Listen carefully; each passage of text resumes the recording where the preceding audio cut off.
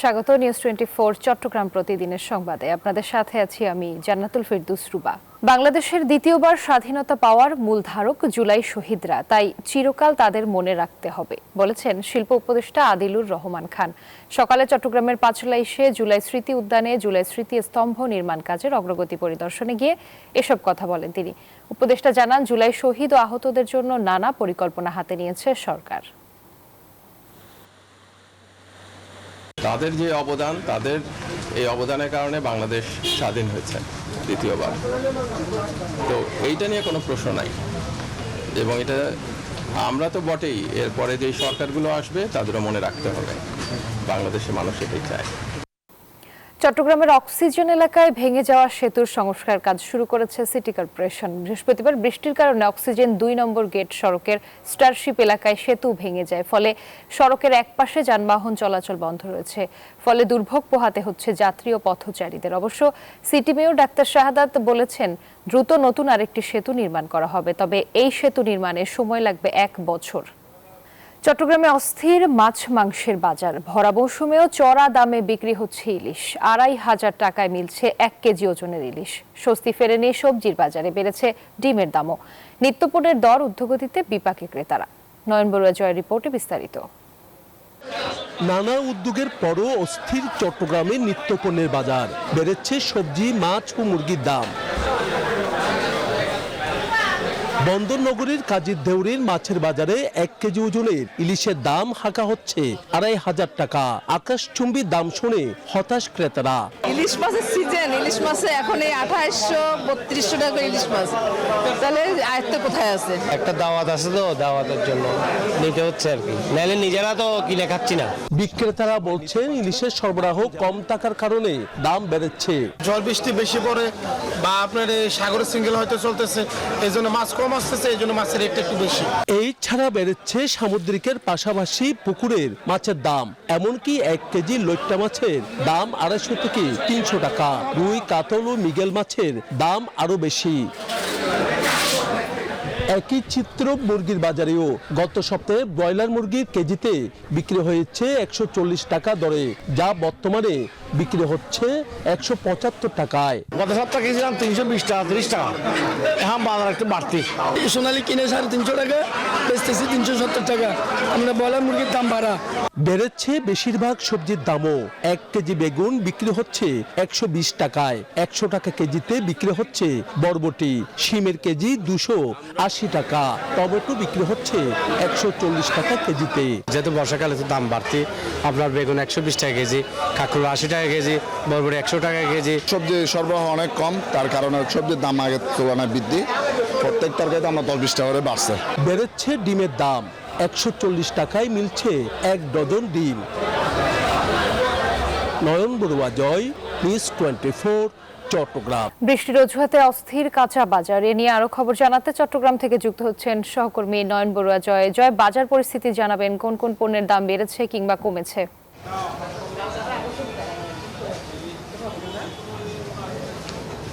ধন্যবাদ আপনাকে। দেখতে পাচ্ছেন যে সবজির বাজার আমরা একটু দেখানোর চেষ্টা করছি। সবজিতে ভরপুর বাজার, নানা রকমের সবজি সাজিয়ে রাখা হয়েছে, তবে দামটা কিছুটা বেশি।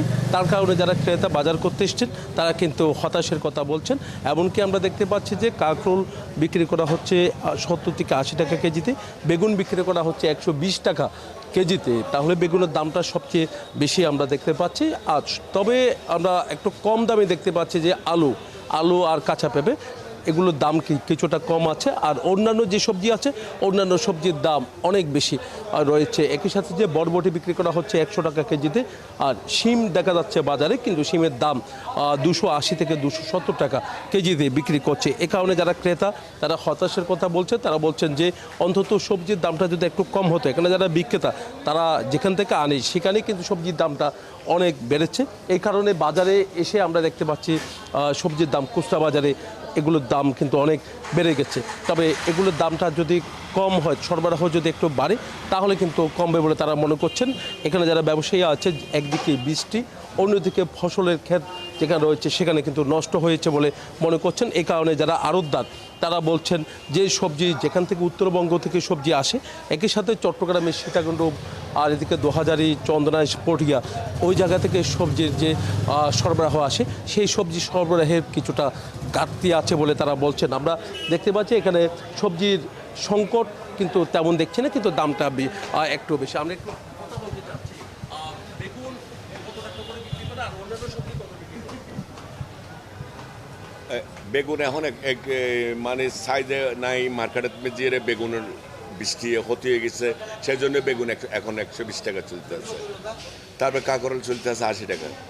আর পটল সবজি বৃষ্টি হতে গেছে, উত্তরবঙ্গ, চিটাং সব জায়গায় হতে গেছে, সেই জন্য সংগ্রহ কম, জি সংগ্রহ কম, সেই জন্য একটু সবজির দাম বাড়ছে। আমরা বুঝতে পারছেন যে আমরা সবজির একজন দোকানের সাথে কথা বলেছি, তিনি যেমনটা জানিয়েছেন যে সবজির যে সংকট দেখা দিয়েছে বাজারে, এই কারণে কিন্তু দামটা অনেক বেশি বলে মনে করছেন। এই ছিল আমার এখানকার সর্বশেষ। ফিরে যাচ্ছে স্টুডিওতে আপনার কাছে।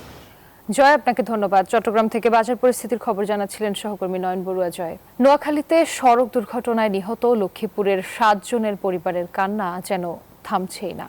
শোকে স্তব্ধ স্বজন ও এলাকাবাসী। তাদের অভিযোগ, চালকের ভুলেই এই প্রাণহানি, তবে চালক এখনো পলাতক। পুলিশ জানায় এই ঘটনায় এখনো মামলা হয়নি। সাইদুল ইসলাম পাবেলের তথ্যচিত্রে ডেস্ক রিপোর্টে বিস্তারিত। বাতাসে ভাসছে কান্নার শব্দ আর স্বজন হারানোর আহাজারি। কবরের সামনে দাঁড়িয়ে একজন ছোট বোন আর ভাগিনাকে ডেকে ডেকে কান্না করছেন। নোয়াখালীতে সড়ক দুর্ঘটনায় লক্ষ্মীপুর সদরের উত্তর জয়পুর ইউনিয়নের চৌপল্লী এলাকার নিহত 7 জনের পরিবারে এখনো শোকের মাতম। সড়ক দুর্ঘটনা থেকে বেঁচে ফেরা স্বজনরা জানান, নিয়ন্ত্রণ হারিয়ে মাইক্রোবাসটি লক্ষ্মীপুর ঢাকা আঞ্চলিক মহাসড়কের পাশে প্রায় 30 মিটার গভীর খালে পড়ে যায়। তবে তাৎক্ষণিকভাবে গাড়িটি ডুবে যায়নি, ধীরে ধীরে ডুবছিল। এ সময় চালক গাড়ির দরজার কাঁচ নামিয়ে বের হন। চালককে গাড়ির লক খুলে দিতে বললেও তিনি তা না করে পালিয়ে যান। আমি তারা বলতেছি, তুই চাবি দিয়ে দে, না লক খুলে দে, এটা দরজা খুলে দিলে আমরা বাইরে যাবো, এ খুলতেছে না। একমাত্র ড্রাইভারের কারণে আমাদের এই দুঃখটা অধপতন আমাদের করছে। ড্রাইভার ধরক, ড্রাইভারের বিচার করক, অন্য কিছু না। আমার বোন এখন কবরতে না উঠায়, অনুরোধ। আমার বোন বাগনি এই ঘটনায় শোকে স্তব্ধ পুরো এলাকা। প্রশাসনের প্রতি আমি দৃষ্টি আকর্ষণ করব, এভাবে কোন চালক তারা লাইসেন্স ছাড়া, ম্যাচুর ছাড়া যেন গাড়ি চালাতে না পারে।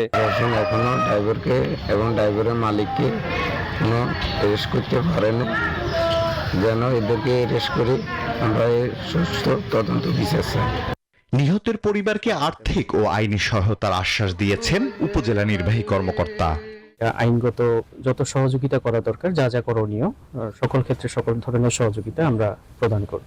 নিহত 7 জনের মধ্যে 6 জনকে চৌপল্লী কাশারি বাড়ির কবরস্থানে পাশাপাশি সমাহিত করা হয়েছে, আর বৃদ্ধা ফয়জুন্নেসাকে তার বাড়ি হাজিরপাড়া গ্রামে কবর দেয়া হয়। Desk report, news 24। কুমিল্লার টমছম ব্রিজ থেকে কোটবাড়ি সড়ক মেরামত না করায় খানাখন্দে ভোগান্তিতে পড়েছেন কুমিল্লাবাসী। এ নিয়ে আরো খবর জানাতে কুমিল্লা থেকে যুক্ত হচ্ছেন সহকর্মী HM মহিউদ্দিন। মহিউদ্দিন, সড়কের বর্তমান চিত্র জানাবেন, কেমন ভোগান্তি পোহাতে হচ্ছে?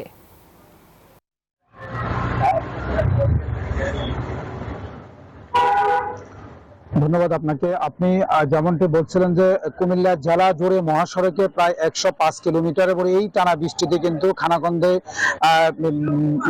মানুষের সমস্যা, ভোগান্তির সৃষ্টি হচ্ছে। যে সড়ক বিভাগ রয়েছে সেটি কোনো মহাসড়কে কোনো ব্যবস্থা নেওয়ার কোনো সুদৃষ্টি দেখা যায়নি। তবে আমি যদি একটু দেখাই, আমি এই মুহূর্তে অবস্থান করছি কুমিল্লা টমছম ব্রিজ থেকে। কুমিল্লা টমছম ব্রিজ থেকে যে কোটবাড়ি রোডটি রয়েছে, সেই রোডের যে খানাখন্দের যে অবস্থা রয়েছে সেটি আসলে মানুষের জনজীবন অতিষ্ঠ এবং ভোগান্তির শিকার হয়েছে। এই কোটবাড়ি এলাকাতে প্রাইভেট ইউনিভার্সিটি সহ কুমিল্লা বিশ্ববিদ্যালয়, কুমিল্লা পলিটেকনিক ইনস্টিটিউট সহ প্রায় 20টিরও অধিক যে শিক্ষা প্রতিষ্ঠান রয়েছে, সেখানে শত শত শিক্ষার্থীরা এই সড়কটি দিয়েই কিন্তু তারা চলাফেরা করে। তবে এই সড়কটির এই বৃষ্টির খানাখন্দে বড় ধরনের গর্ত সৃষ্টি হওয়ার কারণে সেখানে এই অটো, সিএনজি, মিশুক সহ বিভিন্ন ধরনের যে যানবাহন রয়েছে, সেই যানবাহন কিন্তু সেখানে ভেঙে চুরে তাদের যে দত্তাংশ রয়েছে সেগুলো তারা খুব ক্ষোভ প্রকাশ করেছেন।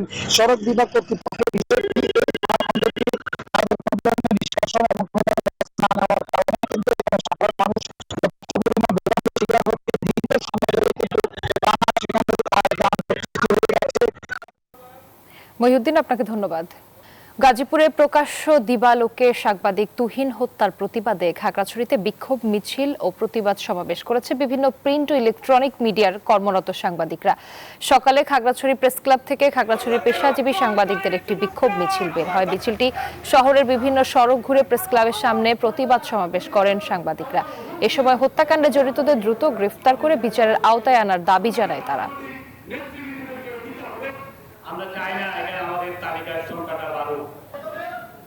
চট্টগ্রামের কর্ণফুলীতে উপকূলে একটি মাছ ধরা ট্রলার ডুবে ৮ জেলে নিখোঁজ হয়েছেন। ডুবে যাওয়া ট্রলারের মালিক জানান, বৃহস্পতিবার সকালে চট্টগ্রাম নগরের ফিশারি ঘাট এলাকা থেকে নৌযানটি গভীর সাগরে মাছ ধরতে গিয়েছিল। দুপুরে অন্য একটি মাছ ধরার নৌযানের ধাক্কায় সেটি ডুবে যায়। ডুবে যাওয়া ট্রলারটিতে থাকা ১৯ জেলের মধ্যে ১১ জনকে সাগরে ভাসমান অবস্থায় অন্য একটি নৌকা উদ্ধার করেছে। তবে এখন পর্যন্ত ৮ জনকে পাওয়া যায়নি। নিখোঁজ জেলেদের উদ্ধারে সাগরে তল্লাশি চালাচ্ছে কোস্টগার্ড।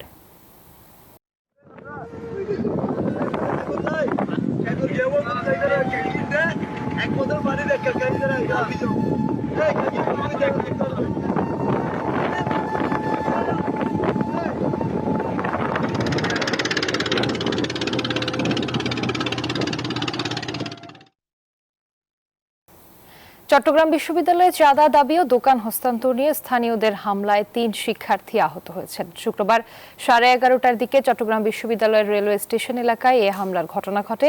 এ ঘটনায় প্রশাসনের কেউ না আসায় ক্ষোভ প্রকাশ করে বিশ্ববিদ্যালয়ের মূল ফটকে তালা ঝুলিয়ে বিক্ষোভ করে শিক্ষার্থীরা।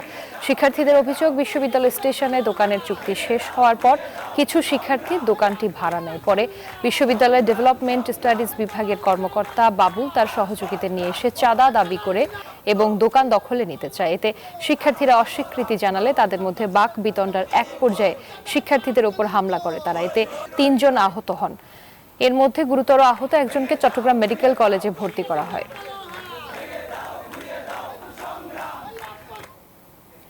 কাপ্তাই হ্রদের পানি বৃদ্ধি পাওয়ায় খাগড়াছড়ির মহালছড়ি উপজেলার বেশ কয়েকটি এলাকা প্লাবিত হয়েছে। তৈরি হয়েছে জলাবদ্ধতা, ঘরে পানি ঢুকে পড়েছে, চলছে না চুলা। এছাড়া পানিতে সড়ক ডুবে যাওয়ায় মুবাছড়ি ইউনিয়নের সাথে যান চলাচল বন্ধ রয়েছে। এতে ভোগান্তিতে স্থানীয়রা।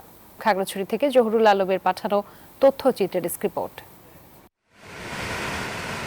টানা বৃষ্টি আর পাহাড়ি ঢলে কাপ্তাই হ্রদের পানি বেড়ে খাগড়াছড়ি ও রাঙামাটির বেশ কয়েকটি এলাকা প্লাবিত হয়েছে।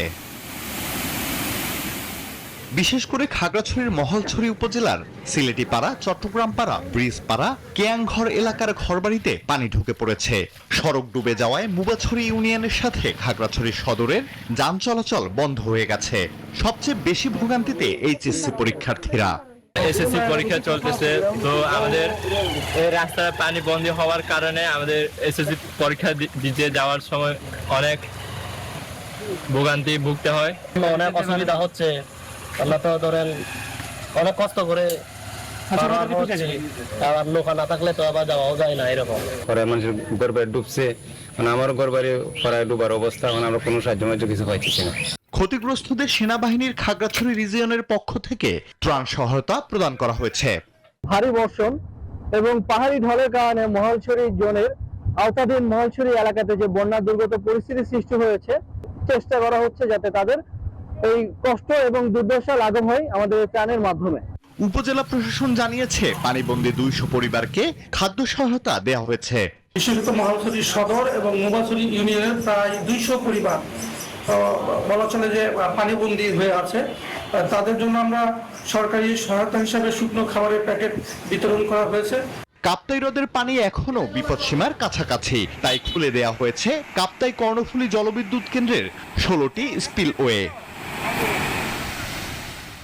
Desk report, news 24। সামান্য বৃষ্টিতে নোয়াখালী পৌরসভার বিভিন্ন সড়কে ফের জলাবদ্ধতায় বাড়ছে জনদুর্ভোগ। এই নিয়ে নোয়াখালী থেকে বিস্তারিত জানাচ্ছেন সহকর্মী আকবর হোসেন সোহাগ। সোহাগ, জলাবদ্ধতার খবর জানাবেন, কেমন ভোগান্তি হচ্ছে এলাকাবাসীর? যে জন্য ধন্যবাদ জানাতুল ফেরদৌস, আপনি যেমনটা জানতে চেয়েছেন। আমি আছি নোয়াখালীতে। নোয়াখালী পৌরসভার একটি হাউজিং সড়ক, এটি একটি গুরুত্বপূর্ণ সড়ক। এই সড়কটিতে আসলে সামান্য বৃষ্টিতে এখানে হাঁটু পরিমাণ পানি উঠে গেছে। নোয়াখালী পৌরসভায় পের জলাবদ্ধতা দেখা দিয়েছে। গতকাল রাত থেকে আসলে সকাল পর্যন্ত কয়েক ঘন্টার বৃষ্টিতে আসলে এখানে পানি উঠে গেছে, মানুষের বাসা বাড়িতে পানি উঠে গেছে। আমি আপনাকে একটু দেখাই যে এই যে সড়কটি আমি দেখাচ্ছি, এটি একটি হাউজিংয়ের গুরুত্বপূর্ণ সড়ক এবং এই সড়কে হাঁটু পরিমাণ পানি এবং মানুষের বাড়িঘরও কিন্তু পানি উঠে গেছে। আসলে নোয়াখালী পৌরসভার উদাসীনতাকে আসলে পৌরবাসী দায়ী করেছেন। আমি কথা বলবো এখানে একজন নাগরিক আছেন এখানে, যে এখানে আসলে সামান্য বৃষ্টিতে নোয়াখালী পৌরসভা বারবার জলাবদ্ধতা সৃষ্টি হয়। আপনার কি বক্তব্য? বিষয়টা হলো দেখেন এখানে কিছুদিন গত বছর অল্প বৃষ্টিতে এখানে এখানে বিষয়টা হলো অল্প বৃষ্টির কারণে এখানে জলাবদ্ধতা সৃষ্টি হয়েছে। এখানে কোনো ড্রেন পরিষ্কার নাই, পানির স্রোত নাই। ড্রেন পরিষ্কার না করার কারণে আজকে আমাদের এই অবস্থা। সামনের দিকে পিছনের দিকে আরো বেশি পরিমাণ পানি। এখনো পর্যন্ত দেখি না নোয়াখালী পৌরসভার বাসীর পক্ষ থেকে কোনো একটা অফিসার কোনো আসে এখানে তদন্ত করে কোনো একটা ব্যবস্থা করবে, ড্রেন পরিষ্কার করবে। এই ধরনের কোনো উদাসীনতা কিছু দেখি নাই। আমি এখন দোষারোপ করতেছি নোয়াখালী পৌরসভাবাসীর যারা কর্মকর্তা আছে তাদেরকে দোষারোপ করতেছি।